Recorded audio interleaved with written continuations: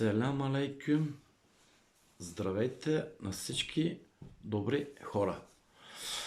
Днеска ще се опитаме да направим продължение на видеото за Иса, дето направихме. И днеска да кажем няколко думи за Антихрист или Деджал.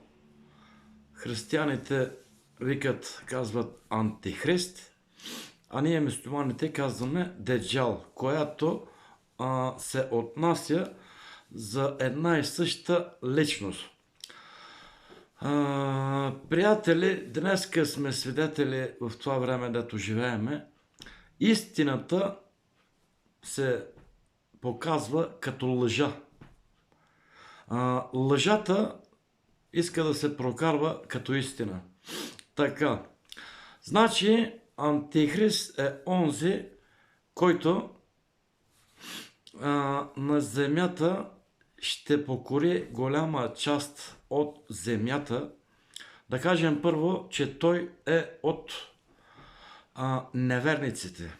Лъжепророк, да кажем. Лъжепророк. От неверниците. Деджал. Ние казваме Деджал. Ще направи такива работи, да кажем, Господ на него чудеса не може да прави той чудеса, защото не е пророк, а е точно противоположното на това нещо. Той е неверник, този човек е неверник и тази система фактически, това е една цяла система. Деджал, като кажем, това е една личност и една система, която ще се появи в края на света, в който живеем вече горе-долу. И какво ще стане в това време? Значи, голяма част от света ще се покланят вече на този човек, защото има сила, има икономическа сила, има пари, има и власт и голяма част от хората воля-неволя на него ще се подчиняват и ще му повярват. Голяма част и от вярващите. Казва се, че 70 000 от вярващи мюсюлмани с чалма ще вярват в Деджал. Това са в хадисите. Света не е видял по-голямо зло, от както съществува до края, от този Деджал или Антихрист. Има някои неща, които ще може да прави Деджал или Антихрист. Примерно, ще каже да вали дъжд и дъжд ще вали. Някои други работи ще прави, дето наистина те ще стават. Отваряме една скоба и казваме, днеска има много високи технологии, например харп технологиите, благодарение на които хората могат да направят така, че да вали дъжд, да стават земетресения, да стават пожари, да стават наводнения и така нататък.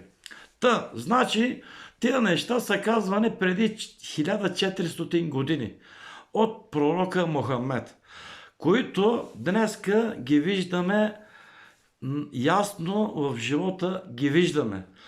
Тогава е казано, ще каже Деджал да вали и то ще вали. Ама откъде се... Това не е чудо. Значи пророците правят чудеса. Искат от Господ и Господ прави чудеса. А това нещо не е чудо, а това нещо става благодарение на технологии. Някакви технологии, измислени от човека. И какво ще става след това? Много хора ще повярват, че накрая той ще каже, че даже ще претендира, че е господар на света. Каквото каже, това може да направи. Ще претендира, че е господар на света. Това зло обаче кой ще ликвидира, ако се питаме, и накратко да свършваме, това зло ще ликвидира Исус, Иса. Ние казваме Иса, Исус Христос. като се върне втория път, второто пришествие, благодарение на Господ, той е Божий пророк и той ще ликвидира това зло, дето е превзело почти цялата, нали, земя днешно време. Някои хора претендират, че управляват света. Директно казват, че управляват света. Някои хора. Нали, всички знаем кои са тия хора. Казват, не управляваме. Ние решаваме кой да живее и кой да умре. Ние решаваме. Те казват.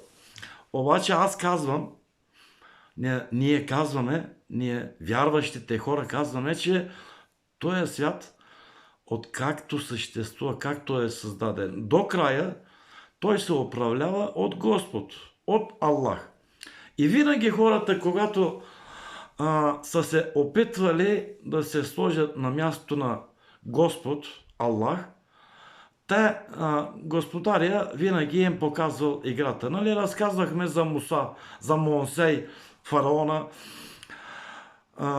за фараона и Монсей разказахме. Който е гледал, знае. И така. Тази вечер свършваме толкова. Ще се опитаме една вечер да говорим и за Мехди алейхиселям, имам Мехди. Тия неща са големите признаци на киямета.